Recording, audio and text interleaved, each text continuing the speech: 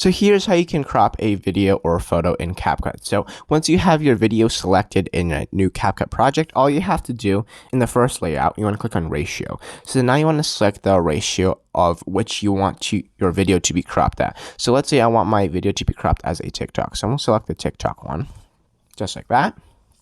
And then simply click on your video, and then now you have to drag it to make sure it fits the whole screen. Just like that. So now you have cropped it into a TikTok. However, if you want to change it, all you have to do is go back, click on ratio. Let's say I want to change it as let's say a YouTube video. So I'll click on YouTube. And then now I'd probably drag it back out to make it fit the YouTube screen. Just like that.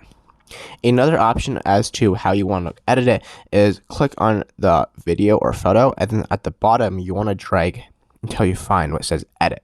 Click on edit, and as you can see, the right hand side it says crop. And so if you click on the crop button, you can crop it and customize it however much you want.